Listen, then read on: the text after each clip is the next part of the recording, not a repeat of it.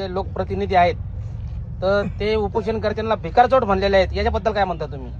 तेच लोकप्रतिनिधी भिकारचोट आहेत. त्यांनी भिका मागून मागून आमचं खाल्लंय रे.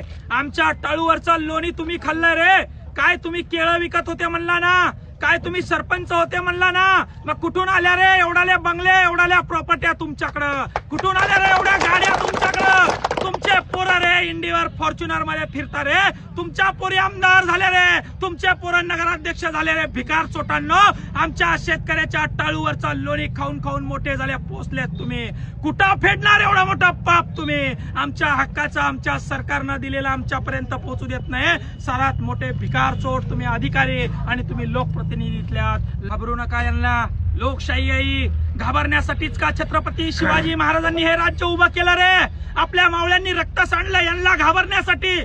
या वाळगुंडांना, हे वाळू काढणारे, हे रात्री दारू विकणारे, हे अवैध धंदे करणारे, हे आपल्या आई बहिणींवर वाईट नजर टाकणारे वाळगुंड, यांना तुम्ही घाबरतात का? छत्रपती शिवाजी महाराजांनी काय शिकवलं? डॉक्टर बाबासाहेब आंबेडकरांनी काय शिकवलं? अरे उभे राहा, मैदानात या, लोकशाहीची ही तलवार बाहेर काढून गावागावात इलेक्शनला उभं राहा. मी सांगतोय, पंचायत समितीला उभं राहा, जिल्हा परिषदला उभं राहा. यांची बोकांडी पाय देऊन निवडून या आणि आपले काम आपण स्वतः करा. वारंवार सांगतोय, या भेकडांना घाबरू नका.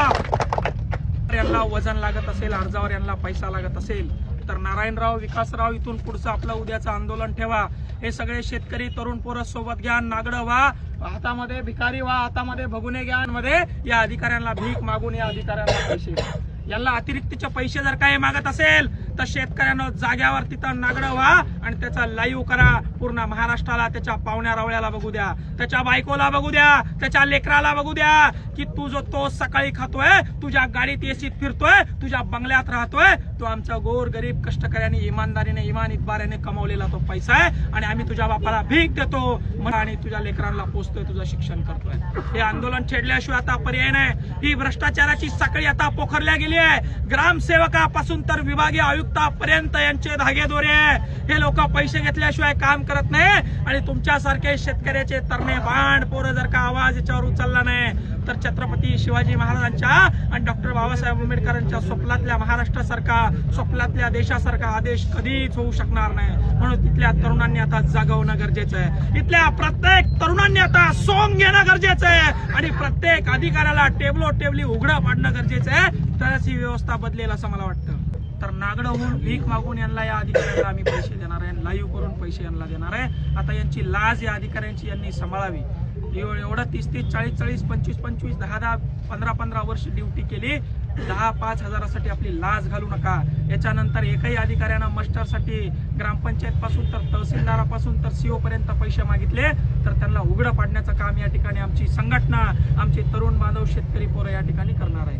तर तसं काही काम पुन्हा एकदा करण्याची गरज वाटते का तुम्हाला? बघा, हे आंदोलन एका माणसाचं नाहीये, ही साखळी एका माणसाची नाहीये, ही पार मंत्रालयापर्यंतची साखळी आहे. मंत्रालयामध्ये 2-2 लाख रुपये दिले तेव्हा 20 लाखाचं काम मंजूर होतं. 20 लाखाचं काम मंजूर झालं, 1 लाख रुपये दिले तेव्हा त्याचं इस्टिमेट, त्याचं MB होतं.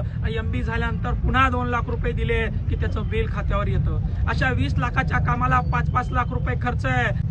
आणि म्हणून ही साखळी तोडायची असेल तर एकदम पेटून उठावं लागेल. छत्रपती शिवाजी महाराजांनी जसा उद्रेक केला, छत्रपती शिवाजी महाराजांनी जसा विद्रोह केला, जसा डॉक्टर बाबासाहेब आंबेडकरांनी विद्रोह केला, जसा भगतसिंगांनी विद्रोह केला, इथल्या प्रत्येक शेतकऱ्याच्या तरुणाला तो विद्रोह करावा लागेल.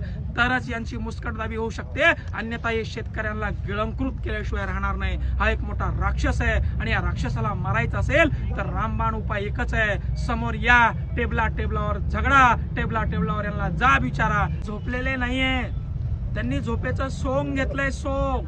आणि झोपेचं सोंग घेणाऱ्या माणसाला आपल्याला सोंग घेऊनच उठवावं लागतं. म्हणून हे सोंग आम्ही या ठिकाणी घेतलेलं आहे. आता ते झोपायची हिमाकत पुन्हा करणार नाही. आता जर का त्यांनी झोपाची हिमाकत केली तर त्यांच्या वरिष्ठांच्या, अधिकाऱ्यांच्या बंगल्यामध्ये, घरांमध्ये हे सोंग आम्ही घेऊन जाणार आहोत. इथल्या माजी खासदारांनी हे कार्य केलं असेल, हे कार्य करत असताना एखाद्या समाजावर अन्याय झाला असेल म्हणून त्यांचा टांगा पडती घोडे फरार या नगर परिषदला मला वाटतं या जनतेने केलेला आहे. तेच कारण आहे. हे केलेलं असताना ही हार लोकसभेची हार, ही विधान परिषदेची हार झाली असताना हा बाबा काय म्हणतो ऐकलं का तुम्ही?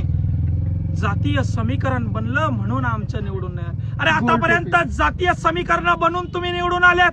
आतापर्यंत मराठ्यांना, या दलितांना, या गोरगरिबांना, या कष्टकऱ्यांना शिव्या देऊन तुम्ही तुमच्या सत्ता स्थापन केल्यात. आतापर्यंत मुस्लिमांना शिव्या दिल्या, वेगवेगळ्या जातींना शिव्या दिल्या आणि जातीय समीकरण बिघडवण्याचं काम तर तुम्ही या ठिकाणी केलं. तुम्ही आमच्या समाजाचे आंदोलन करणाऱ्या नेत्याला काय काय वाकडा बोलला.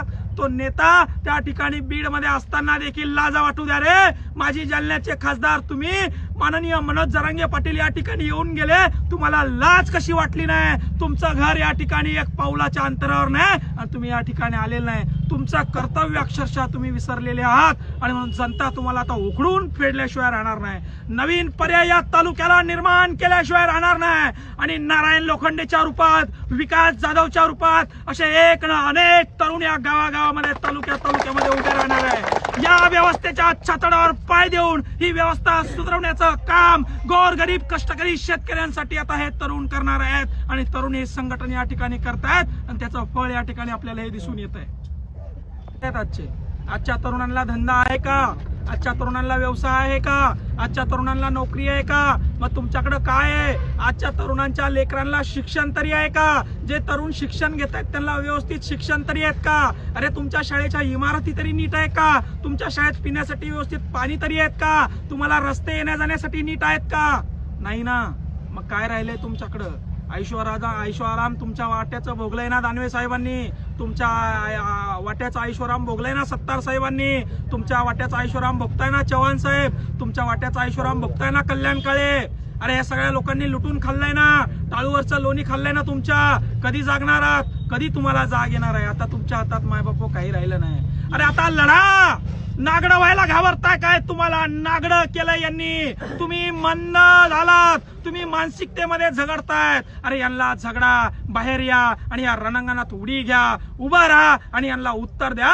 याशिवाय आता तुमच्याकडे पर्याय राहिलेला नाही. नाहीतर तुमची देखील अवस्था त्या बांगलादेश सारखी, त्या नेपाळ सारखी, त्या श्रीलंकेसारखी, त्या म्यानमार सारखी झाल्याशिवाय राहणार नाही. ही गोष्ट या तरुणांनी, महाराष्ट्रातील शेतकऱ्याच्या पोरांनी लक्षात घ्या.